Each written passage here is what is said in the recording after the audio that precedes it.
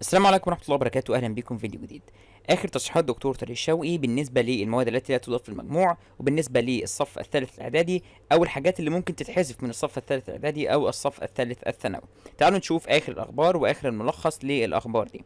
بالنسبة لطلاب الصفين الأول والثاني الثانوي، بالنسبة للنجاح الناس كتير سألتني، قال لك تمثل الدرجات الحاصل عليها الطالب بامتحان شهر إبريل نتيجة الفصل الدراسي الثاني. يعني مفيش أي امتحانات امتحنتها أنت قبل كده في الفصل الدراسي الثاني سواء مارس أو أيا كان، يعني هو امتحان ابريل بس هو اللي بيمثل درجات الفصل الدراسي الثاني.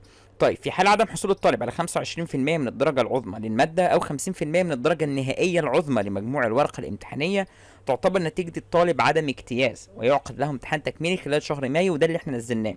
الامتحان المفاجئ اللي هيبقى في شهر مايو والامتحان التكميلي اللي هيبقى في شهر مايو للي ما جابش درجة النجاح. بمعنى ان انت هتخش الامتحان بتاع شهر مايو ده لو انت ما جبتش 25% اللي هي ربع درجة، ربع الدرجه في ورقه الاسئله. لو ما جبتهاش هتخش امتحان تكميلي عشان تنجح وتجيب درجه النجاح زي دور تاني كده مثلا.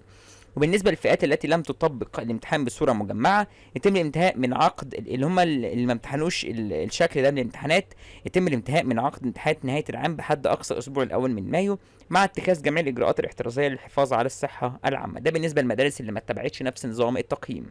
اما بالنسبه للصف الثالث الاعدادي، تعقد الامتحانات الاعداديه طبقا للمواعيد التي تقرها كل مديريه بلجان مراقبه مؤمنه على ان يظل حضورهم بالمدرسه اختياريا.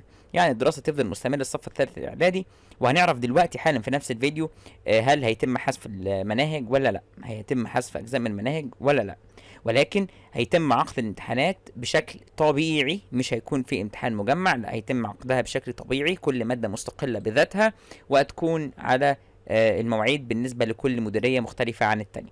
اما بالنسبه للمواد التي لا تضاف للمجموع، وده قرار كويس جدا، تعقد امتحانات جميع المواد التي لا تضاف للمجموع لجميع صفوف النقل بدايه من الرابع الابتدائي وحتى الثاني الثانوي، وكذا طلاب شهاده اتمام الدراسه للتعليم الاساسي من المنزل على ان تتولى الاداره التعليميه اعدادها.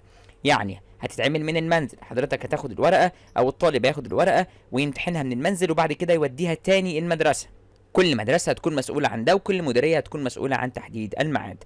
أما بالنسبة للمدارس الدولية، يتم الالتزام بتدريس المناهج المقررة لطلابها، والحضور هيبقى 3 أيام بحد أقصى، وده ليهم نظام خاص هم أدرى بيه وعارفين بيمشوه إزاي. بالنسبة لقرارات الحذف والتخفيف من المناهج، قال وزير التربية والتعليم في تصريحات له عبر حسابه الرسمي على فيسبوك: يجب التأكيد عن أنه لا يوجد حذف لأي وحدات من مناهج الشهادة العامة، اللي هي مين؟